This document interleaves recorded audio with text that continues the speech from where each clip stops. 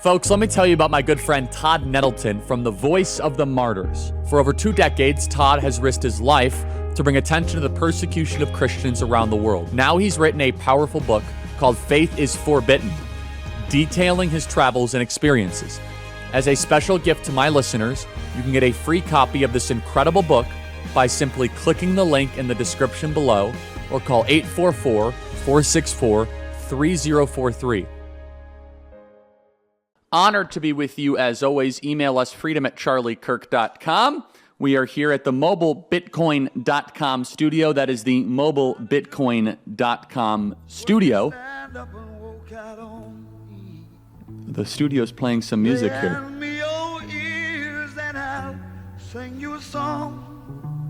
Oh, is that, I get along with a little help of my friends? Joe Crocker.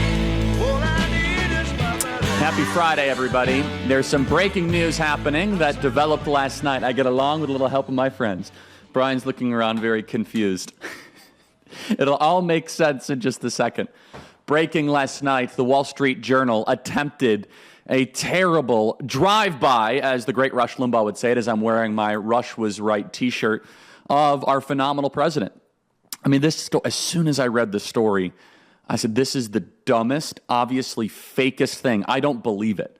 Apparently, it was some sort of like a pseudo love letter. The bombshell story was some kind of birthday card album assembled for Epstein by Ghislaine Maxwell in 2003. There's no photo of the letter in question or the birthday cards supposedly sent by other people. It only described by the Wall Street Journal, which also cites people familiar with them, so they clearly didn't see the whole thing. The card is some sort of a hand-drawn illustration of a naked woman done in marker, and then Donald Trump's signature over her midsection to apparently imitate pubic hair. It's just like so for Epstein's 50th birthday. The implication is that Trump might have made this illustration himself, which just sounds so bizarre. When has he ever done anything like this? Like, I have several handwritten notes from President Trump. He's not a doodler. He's not a drawer. I mean, this is nothing like him at all. I mean, these are, yeah. So there's a typed up third person conversation between Trump and Epstein where the lines attributed to Trump don't sound like him at all. Like this quote, "Enigmas never age." Okay, let me just say this. I know the president. You guys know the president. You have watched him for over a decade do MAGA rallies ever since he went down the golden escalator. Does, quote, "enigmas never age," quote, "may every day be a wonderful secret," does that sound like President Donald Trump? Trump says this was all a hoax and says, as far as he's concerned, it sounds like it. Nothing sounds remotely like Trump, like he would write up on his own. And so the Wall Street Journal releases this last night. Now, we quickly came to the president's defense because this thing was obviously a hit job, obviously a drive-by shooting trying to go after President Trump, trying to tie some of the Epstein news to President Trump to try to bring down his approval ratings and try to weaken him. Right after that, though, was literally within an hour, President Donald Trump announced a bombshell development, massive, where President Donald Trump announced that he is authorizing Pam Bondi to move to unseal the grand jury testimony in the Ghislaine Maxwell case. We discussed this a couple times throughout the week. This is a massive development. This is something that needs to be focused on. For any of you that care about the Epstein story, what's likely to be in the transcripts? Well, testimony of Epstein and Maxwell victims and witnesses. In particular, their actions, their associations, locations, and timelines. Discussions of physical and documentary evidence is likely to be in there. Maxwell's phone wiretap records, logbooks, private island, and photographic evidence. We don't know for sure if that's going to be in there, but any references to any of that stuff very well might be in the grand jury documents. However, certain experts note that these transcripts may be limited in scope. They will focus on Epstein and Maxwell, not on the broader allegations among other high-profile individuals, but still, this is a phenomenal development, and thank you, President Trump, and thank you to this Trump administration. So the team decided to play, I get along with the help of my friends, as a little bit, kind of as a lighthearted joke and a little bit of a wink and a nod. You see, I went viral this week because I said, look, a lot of people that I know in the administration, my friends in the White House staff and throughout the government, they were working on this, that your voices were heard over the weekend at the Student Action Summit.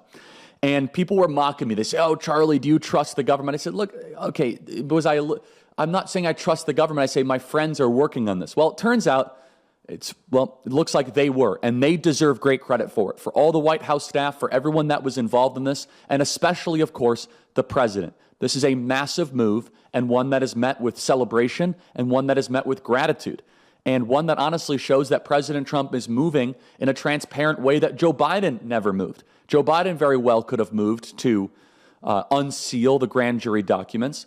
Many of these things have been in the works, and I didn't know how long any of this was going to take, obviously. And look, this show is full of, at times, little Easter eggs and tidbits, and instead of assuming the worst, perhaps I want everyone to see things more clearly. And again, has President Trump not earned our trust at this time? That's what I was trying to say back on Monday, and maybe I said it a little imprecisely after a sleepless weekend and a high adrenaline event. What I was trying to get at is after the tariffs, after the Iran situation, after all the successes, President Donald Trump is worthy of our confidence. We should have a full confidence vote in President Donald Trump. And throughout the entire week, I know that there was a lot of question of, hey, what's going on here? What's going on here? And now here we are on Friday. Number one, he gets attacked just relentlessly by the Wall Street Journal in such an uncalled for way, and we have his back 100% against the smearing and the slandering. And then number two, President Donald Trump has authorized Pam Bondi in a historic way to show a commitment to transparency and what he has said this entire week. And he has always had an ace in the hole to play. Boom! Last night, President Donald Trump drops this massive news, and President Donald Trump has been alluding to that all week. I want the credible information out. You know, if it's credible, we should get it out. And the grand jury documentation largely is credible and should be received as such. And also, let's just be honest, everybody. We do not want what has happened this last week to slow down the momentum of this great administration. We're not going to let that happen on this program. This is very important, and the president deserves thanks. So for any of you in the audience that were a little uneasy, that were a little anxious, I think it's morally incumbent on you to say, thank you, President Trump. Thank you for stepping up and for doing this. Thank you, President Trump, for fulfilling what you said you were going to do, because he does deserve credit. And the entire White House administration deserves credit, because they've been dealing with 900 different things. And I know that patience in the time of social media is a virtue that is lost. It's very difficult for a lot of us. I'm one of the most impatient people imaginable. My entire team will tell you, it's like, where's it going? What's happening in real time? Mike, you will attest to this. I'm one of the most impatient people ever created on God's green earth. But President Donald Trump, we should take a step back. He's doing a phenomenal job. The border's secure. The economy's doing much better. He's ending wars all over the world. That he has earned, one of my favorite words in the English language, he has earned our confidence. He has earned it. And I think we should say, at this particular time, this is a massive move. It is a major move that is deserving of gratitude and of thanks, with all the other stuff that he's working on. But also, it was very fun to see. Nothing unites MAGA like fake news. And it was also so interesting because the DOJ news became second. It was very telling to see who actually came to the president's defense when this Wall Street Journal piece was dropped. It was very telling. A lot of people were coming to the president's defense after the Pam Bondi news, but it was very telling that a lot of people did not defend the president there. I mean, this is so ridiculous. Someone said, "What? This is like the picture of Donald Trump. That Donald Trump did this." It's such a joke that he's like some sort of doodler, and now he's Robert Frost or something as a poet. It doesn't read like him. It doesn't sound like him. I don't believe it. I will say, though, the Wall Street Journal story does not pass the smell test. Why didn't Democrats use this story years ago? It's a good question. Nothing unites MAGA quite like fake news. Last night was a big night. We say, thank you, President Trump. And now it's in the hands of the courts. It's in the hands of the Department of Justice. And we'll see what happens.